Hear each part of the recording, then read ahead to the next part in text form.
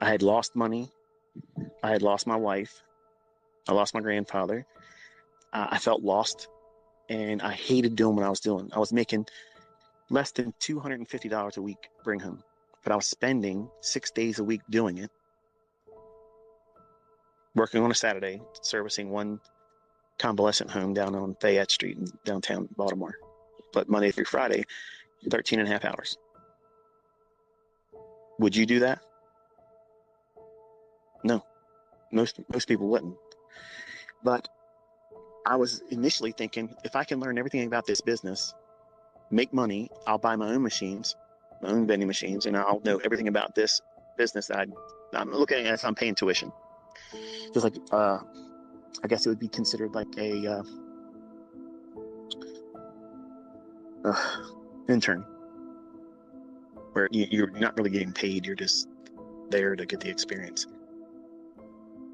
which is very expensive, by the way. But I felt defeated.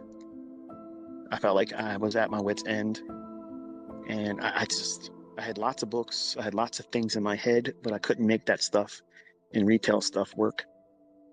It just, every time I got into a trade, either I would be scared because I lost money before, I lost an account, or I would be immediately stopped out.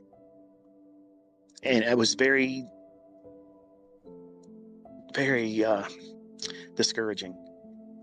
And while I didn't have a gun, I probably would have hurt myself if I had one then.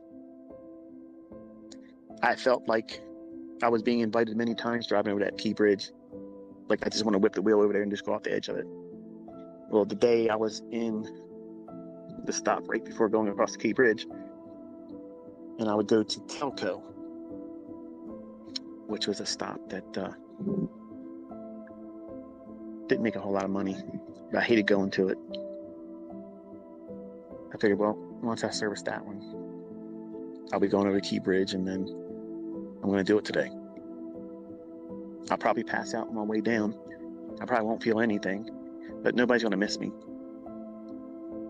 And that's the depth of where I was.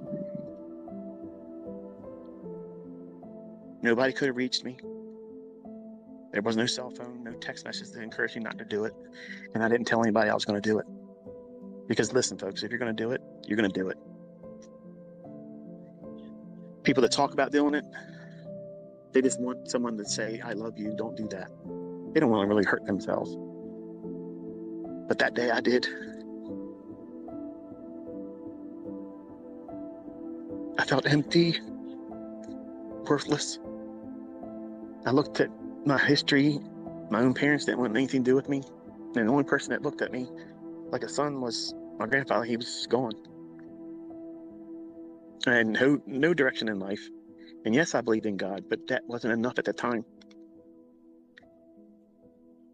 And I needed to feel some kind of purpose, some reason to be here, because there was no reason for me to want to be here.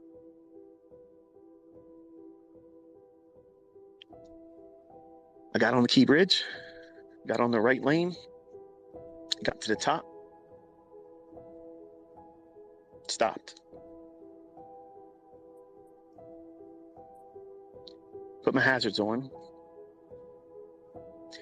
I said, it would be terrible for me to take this truck and hurt this company. They'd have to pay for that damage.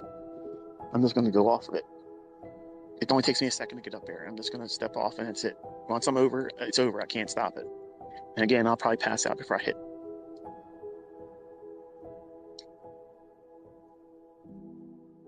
And I don't know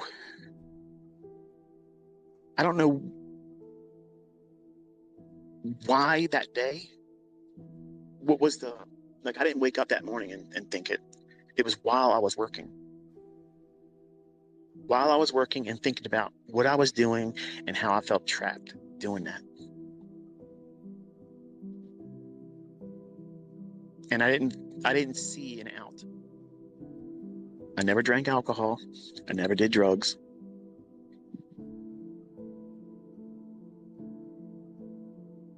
But I was not in the right state of mind that day.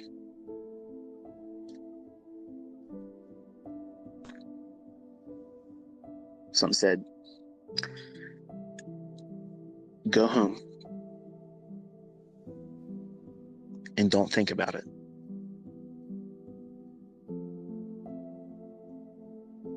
So I'm sitting there. People are beeping their horn at me, giving me the finger going by. You a-hole, what's that? You know, whatever. Typical Baltimore. So I started the truck again, went to the stops, finished my route. Didn't hang out like I usually did with my employer. Drove home, numb, no radio. Didn't lift weights that day. Went in, got a shower, didn't eat. And I sat in there and I stared at my computer. But I sat there,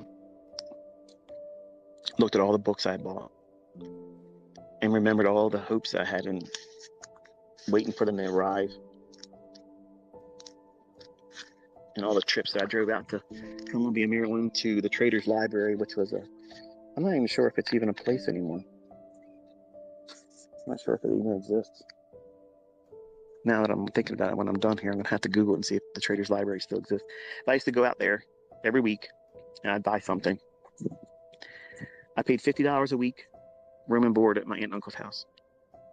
Same uncle that inspired me to get into trading when I was 14 and 15 years old, but it wasn't interested because I was in the martial arts, and that's all I cared about then. Just like anybody else, like kids, you know, they ain't gonna listen to you, even though you have the right instructions and guidance. You don't want to listen. And just like many of you, you're like my children.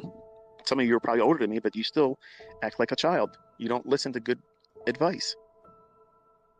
And some of you act like that I had no adversities, like it was just too easy for me. It was unfair. Everything worked out for me. You have no idea the darkest corners of where I was, where I came from. I didn't have the courage to do what I said I was going to do when I got on that bridge. But something inspired me to go home and stop thinking about that. And when I got home that evening, I pulled out the price charts, which was a weekly service that was I got it for the financials and the agricultural markets. And it was ran by Nick Van Nice. He's the guy that you know as a hidden divergence or trend following divergence in stochastics.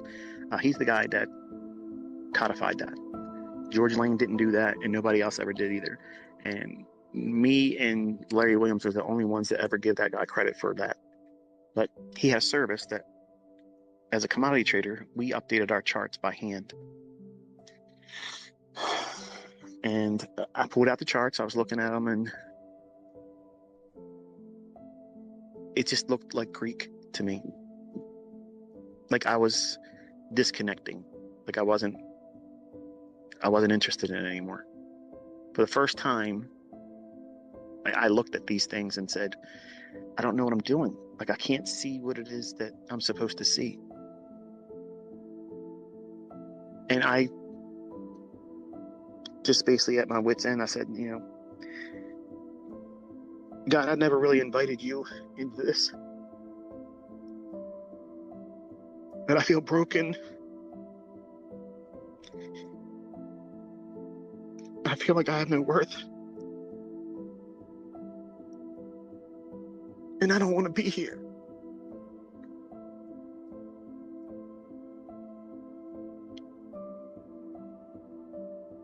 I was never more interested in anything else in my life prior to that day than I was in the markets.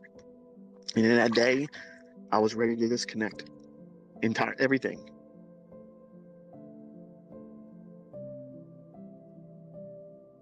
And I just laid it on the line. I said, I know you exist. I know you've been with me, and I know I'm here because of you. But why? Like, what do I have to show for it? Like, I work so hard at this, and I can't get it to work.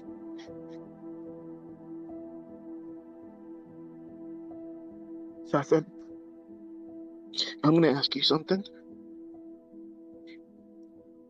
And you know my heart right now, and I mean it.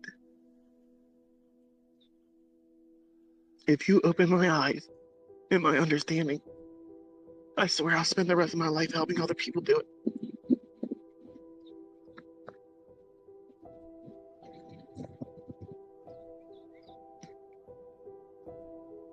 I closed the charts and I laid there. I cried until I went to sleep. It wasn't until that weekend I grabbed the charts again. I started looking through them.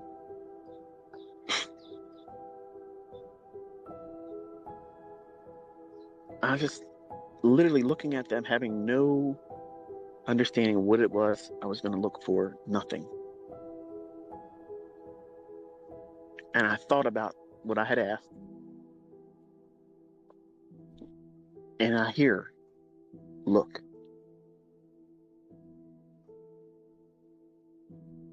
I'm looking around the room. Now I'm crazy because now I'm imagining things because that's what I want it to happen. I'm looking at the market, looking at the chart. I don't know what I'm looking at. Like, why would it go up from there? Mind you, I'm only looking at longs. I was afraid of going short. I didn't understand selling something I don't have. And I would look at these rallies and these points of inception where the market starts to go up, and it was like, it's like reading a foreign language you've never learned before. It's like, what am I looking at? Like, what do I know by looking at that? Look at that. My attention would go to somewhere else on the chart. And I already know that some of you are thinking, this isn't happening. I don't care. I'm not monetizing this. I'm not preaching to you. But some of you want to know. I'm not ashamed of it. I'm undeserving. I think the only reason why he let me see these things is because I asked that I would be gifted that way I could service.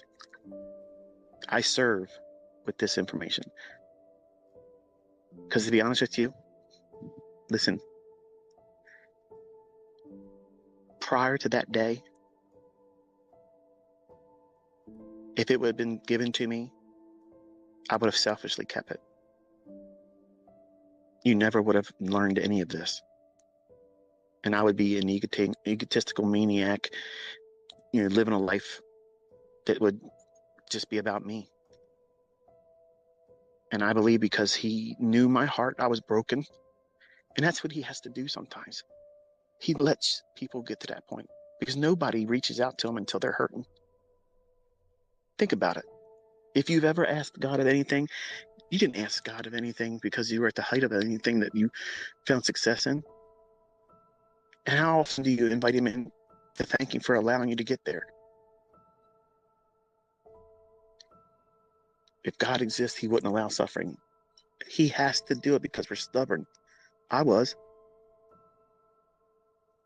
He put this in me as a young man. And then when I tried to do it my way, I couldn't do it. And when I changed my perspective into, I want to be rich by the time I'm 40, to, I want to learn how to do this well. And if you gift me with it, I will spend my life serving others with it.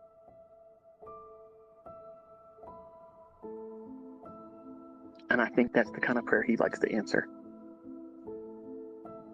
I'm not claiming to know how he thinks, but that's the only thing that makes sense to me.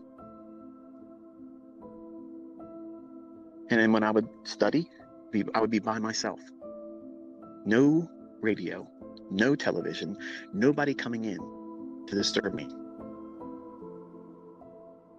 That still quiet voice. Look here. Look here. I would ask questions that would rise up in me without even saying it vocally.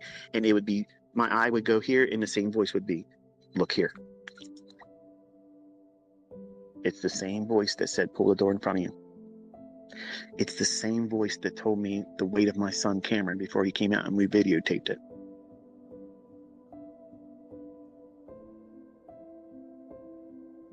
I could sit here and tell you dozens of things where outside of trading, outside of money, he's intervened. Everything I told everyone in 2016 that we all watched and endured, like, at the time when I was saying it, I didn't know where it was coming from. But I spoke it, and it happened. I said Trump would be used as a fall guy, and the world economies would be affected by it, and America would be Venezuela 2.0. And we are seeing the early stages of that. I'm not going to go any more in that because they'll probably turn me off again, but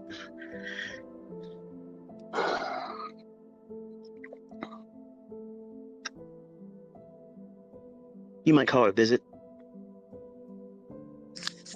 You might call it out of this world. Many of you are going to think it's made up, and that's fine. But I've already said, I got $5 million that says none of you can find what I've been teaching existed in print, audio format, or video format before 1996. And nobody that ever says I've rebranded anything can come with the receipts. The social media just gives us this ability to feel like we can say anything we want. And there's a large populace of the community and people that use social media will believe anything that's said without doing any investigation on their own. You can't time the markets, and I'm showing you every week. I'm showing you things that have always been in price, but has never been shown to you.